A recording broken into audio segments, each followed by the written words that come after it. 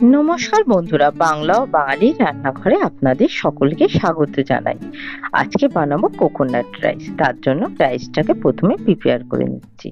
তার জন্য জল নিয়ে নিয়েছি একটা ডেচকিতে। আপনারা চাইলে হাঁড়িতে বা ছোট ননস্টিক কড়াতেও জল ফোটাতে পারেন। আর জল ফোটানোর মধ্যে আমি দিলাম একটা তেজপাতা আর গোটা গরম মশলা, দালচিনি, এলাচ আর লবঙ্গ।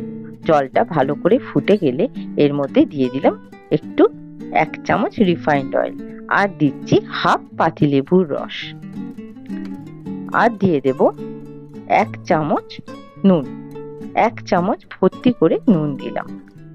তাতে কি হবে, চালটা যখন দেবো ভাতটা হয়ে গেলে কিন্তু ভাতের মধ্যে নুনটা থাকবে। এবার আমি চালটাকে ধুয়ে জল ঝরিয়ে রেখে দিয়েছিলাম, সেই চালটাকে এবার আমি দিয়ে দিচ্ছি জলের মধ্যে। এখানে আমি বাঁশকাঠি চাল নিয়েছি, আপনারা চাইলে দেরাদুন রাইস বা অন্য কোনো ভালো সরু চাল নিতেই পারেন। এবার চালটাকে দিয়ে দিচ্ছি, আর আমি কিন্তু এই সময় গ্যাসের ফ্লেমটা একটু লো করে দিলাম, নাহলে জলটা ছিটকবার ভয় থাকে। সবটা চাল দিয়ে দিয়েছি। এখানে আমি 300 গ্রাম চালে কোকোনাট রাইস বানাচ্ছি। ভাতটা পুরোপুরি রেডি হয়ে গেছে। খুব বেশি ফোটাবেন না, একটু শক্ত রাখবেন, তাহলে কিন্তু ঝরঝরে রাইসটা তৈরি হবে। এবার ফ্যানটাকে আমি একদম ঝরিয়ে নিয়ে ভাতটাকে থালার মধ্যে পাখার তলায় শুকনো করতে দেব। দিয়ে দিয়েছি। আর এইদিকে আমি কড়াইতে নিলাম 2 টেবিল স্পুন তেল, রিফাইন্ড অয়েল, আর তাতে দিলাম 1 চামচ পুরো ঘি। 1 টেবিল স্পুন ঘি দিচ্ছি। আপনারা চাইলে পুরোটাই কিন্তু ঘিতে করতে পারেন। আমি পুরোটা ঘিতে করছি না, কিছুটা তেল আর কিছুটা ঘি দিয়ে পুরো কোকোনাট রাইসটা বানাবো। আর দিলাম হাফ টিস্পুন সর্ষে, হাফ টিস্পুন গোটা জিরে, দুটোই গোটা সর্ষে আর গোটা জিরে দিলাম। একটু আওয়াজ হওয়ার পর সর্ষেটা, তারপর দিলাম কারি পাতা। এখানে আমি 10-12টা কারি পাতা দিলাম, 2টো শুকনো লঙ্কা দিলাম,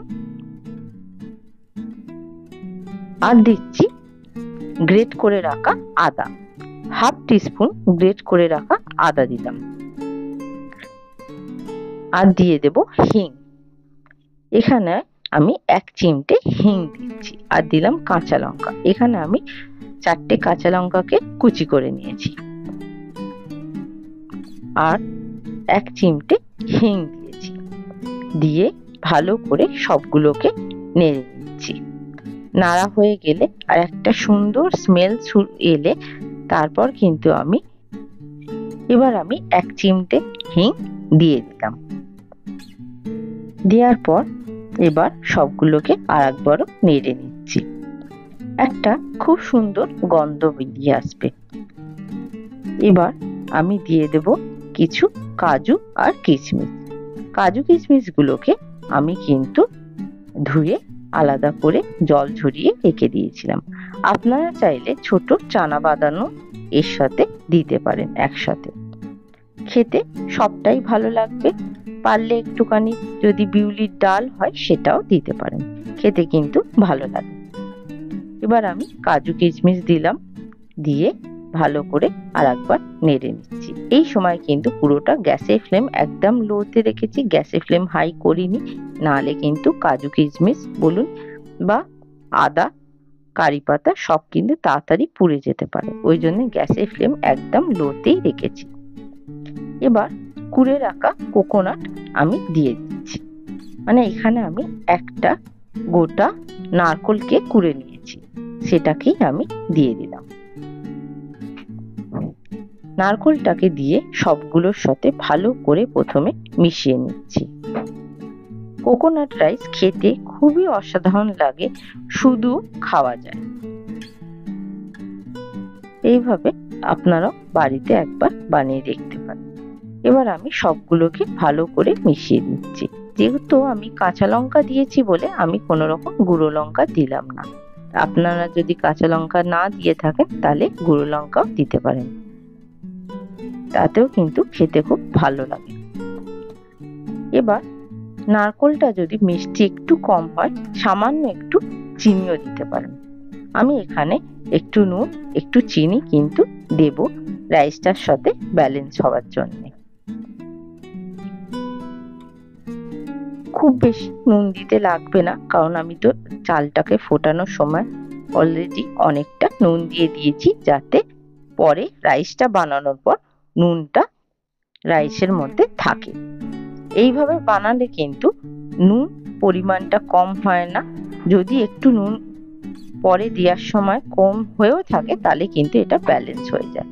এবার আমি সেদ্ধ করে রাখা ভাতটা একদম ঝরঝরে হয়ে গেছে।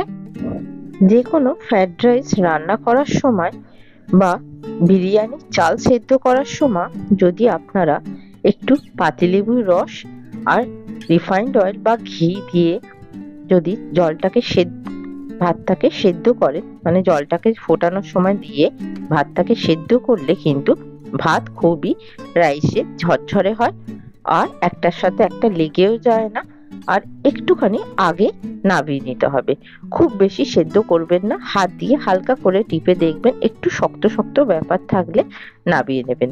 নামিয়ে নিয়ে একদম জলটাকে ঝরিয়ে নিয়ে ফ্যানটাকে পুরো পাখার তলায় কিন্তু বড় থালা বা ঝুড়িতে করে শুকনো করতে দেবেন। তাহলে কিন্তু রাইস বা পোলাও কিংবা বিরিয়ানি করা খুবই সহজ হবে, আর দেখবেন একদম দোকানের মতো কিন্তু ঝরঝরে হচ্ছে রাইসটা বানানো।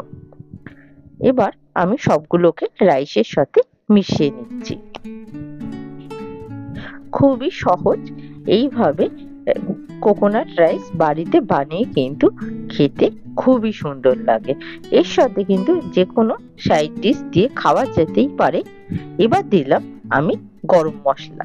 এখানে আমি 1 চা চামচ গরম মশলা দিলাম। আপনারা কিন্তু এটা শুধুও খেতে পারেন। সাইড ডিশ আলুর দম কিংবা যে কোনো চিকেনের ডিশ দিয়ে খেতে অসাধারণ লাগে। এবার দিলাম কিন্তু আমি চিনি। নারকেলটা মিষ্টিটা একটু কম লাগলো বলে আমার একটু চিনি দিলাম। এখানে আমি 2 চামচ চিনি দিয়েছি। আর দিয়ে দেবো স্বাদ অনুসারে সামান্য একটু নুন। আগে আমি নুন দিয়েছিলাম চাল সেদ্ধ করার সময়, তার জন্যে এখন খুব বেশি নুন দিলাম না, সামান্য 1 চা চামচ নুন দিলাম। দিয়ে সবগুলোকে ভালো করে এবার মিশিয়ে নিচ্ছি। খুব বেশি নুন দিচ্ছি না, কারণ আগে থেকে আমি নুন দিয়ে দিয়েছিলাম, যাতে একদম নুনটা রাইসের মধ্যে ঢুকে যায়। তারপরও আমি টেস্ট করে দেখার পর মনে হলো আর একটু সামান্য নুন দেওয়ার দরকার আছে, তাই জন্য টেস্ট অনুযায়ী 1 টিস্পুন মানে 1 টিস্পুন আমি এখানে নুন দিয়েছি।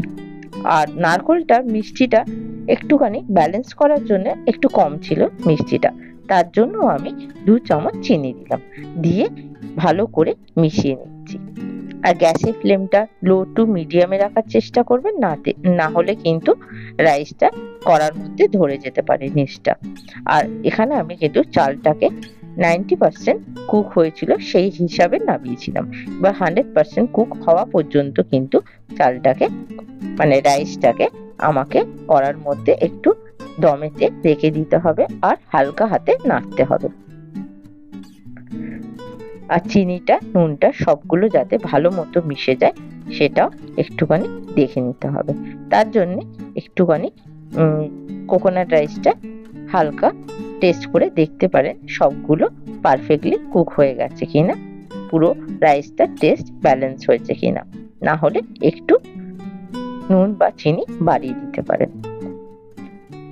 কোকোনাট রাইসটা একদম রেডি হয়ে গেছে, কিন্তু নামানোর আগে আমি সামান্য একটু ওপর থেকে ধনেপাতা কুচি ছড়িয়ে দিচ্ছি। ধনেপাতা কুচি ছড়িয়ে দিয়ে ভালো করে নেড়ে নিচ্ছি। ধনেপাতা কুচিটা পুরোপুরি অপশনাল, আপনারা চাইলে না দিলেও অসুবিধা নেই। খেতে কিন্তু এমনিও খুব অসাধারণ লাগে, আর গন্ধটাও খুব সুন্দর ছেড়েছে। এইভাবে কোকোনাট রাইস আপনারাও কিন্তু বাড়িতে বানিয়ে দেখতে পারেন, খেতে ভালো লাগবে। শুধুও খাওয়া যায়, এতটাই টেস্টি হয়। আজকের ভিডিও কোকোনাট রাইস একদম রেডি হয়ে গেছে। সার্ভিং বলে ঢেলে নিয়েছি। ভিডিওটা ভালো লাগলে একটা লাইক করতে ভুলবেন না, আর তার সাথে চ্যানেলটা সাবস্ক্রাইব করে বেল আইকনটা প্রেস করে দেবেন, যাতে আপনাদের কাছে সময় মতো নোটিফিকেশন পৌঁছে যায়। Thank you for watching.